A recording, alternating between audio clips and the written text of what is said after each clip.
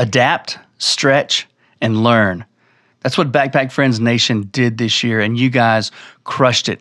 Let me tell you a quick story. This is the Backpack Friends audio experience.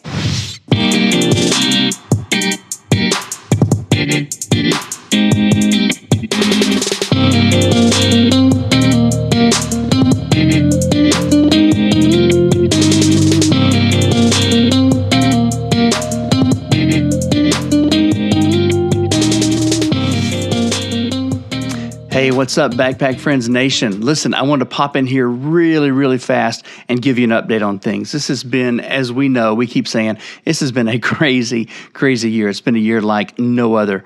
When this started in January of 2020, we were doing our thing, man. We were trying to figure out how to best serve kids, trying to figure out how to get the best nutrition we could afford into the tummies of children who don't have enough to eat on the weekends. That's just what we were doing. And in March, COVID happened, right? Things began to shut down. We're looking back now and geez, man, we've all been reeling this year. None of us saw this coming, but I want to pass along 3 big lessons this year that we learned that I hope will help you understand what's going on with us, and I hope it will help you in your own life, in your business, in your family, in your work, whatever it is you're doing. 3 big lessons, and here we go. I'm going to jump right in. Number 1, in the middle of this growing pandemic, we just kept going. We just kept putting one foot in front of the other. We learned to adapt. Lesson number 1 is we just learned to adapt, man. We adjusted from hosting these huge monthly packing parties to having smaller, more controlled events.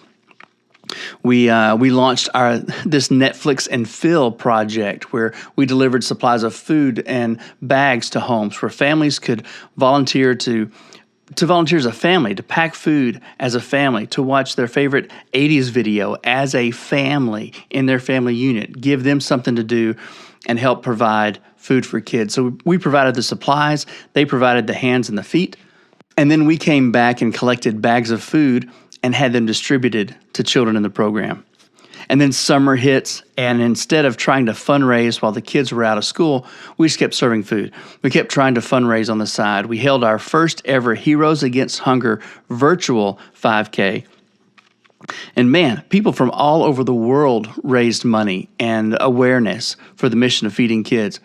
And so when the fall semester started, we went all in. We had started to adapt. But see, number 2 is on the first day of school, we learned how to stretch.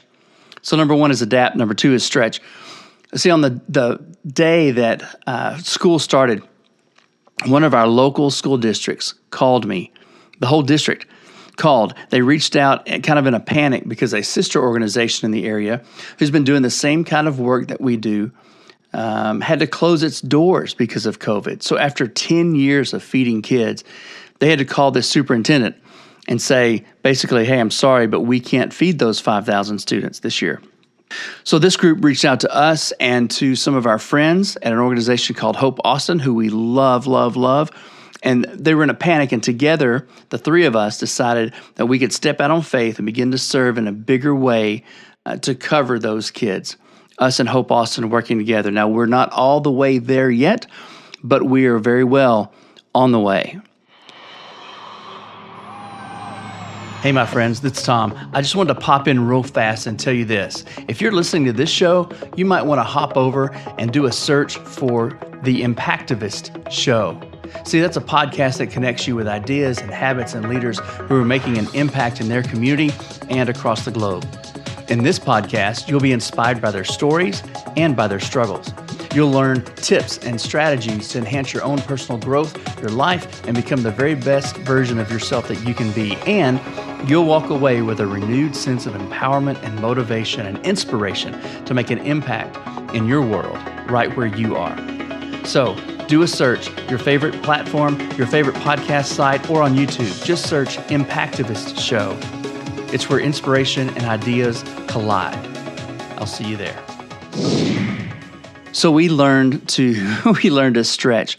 Number 3 was when we took our annual B3 event, which is beards, badges, and backpacks.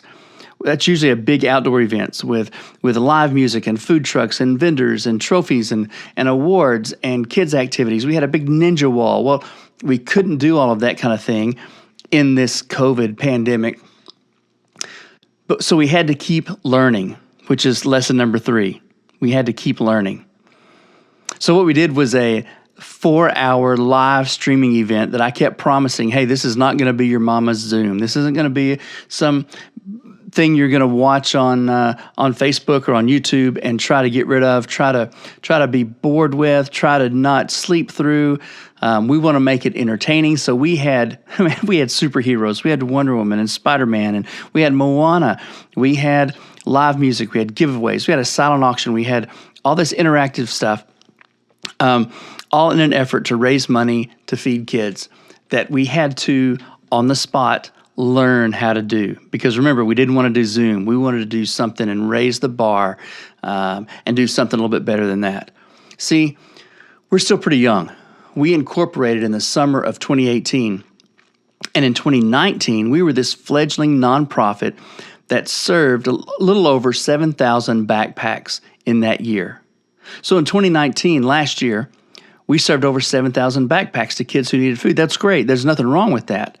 In 2020, this year, as of this week, we have served over 24,000 backpacks this calendar year. So in 1 year, we went from 7,000 to more than 24,000. See, in 2020, we haven't quite doubled our operating budget, but yet we've more than tripled the number of backpacks that we delivered this year. Let me say that again for the people in the back, man. During a pandemic, we grew. Sure, our budget almost doubled, but we more than tripled the number of backpacks that we delivered. Y'all, that's huge.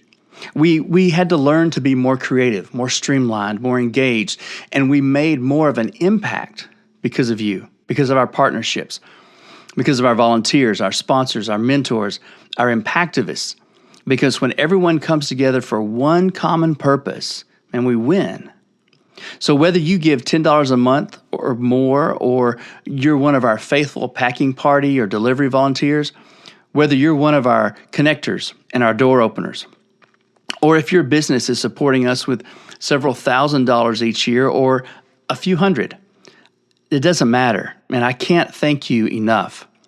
In a year of fear and uncertainty and a massive economic and social shutdown, the Backpack Friends Nation has crushed it. You guys have no idea how grateful we are to be in this with you, to be able to lock arms together with servant leaders like you, to work for a purpose that's bigger than just ourselves, to lead, to serve, to grow, and to teach others to do the same. Man, just remember, leadership isn't about being in charge. It's about caring for those in your charge. If you can do that, your life can be legendary. Think about that for a second. It can be legendary. We just had to learn 3 simple rules: adapt, stretch, and keep learning. That's it. That's all it takes. Remember, leadership isn't about being in charge. It's about caring for those in your charge. And if you can do that, your life really can be legendary. I'll see you soon. Hey, thanks for listening. If this podcast has brought you any value, if it's motivated you, inspired you, or caused you want to take action and help make your world a better place, please subscribe to the podcast. Send it to someone who might need to hear it just as much as you do. Also, I've had a lot of people ask, what can we do to help Backpack Friends? It's real simple. Go to backpackfriends.com/donate, and for as little as $10 a month, you can help us wipe out weekend hunger. That's what we're doing, and we couldn't do it without the Backpack Friends Nation. I'll see you there. If you have any questions, give me a shout.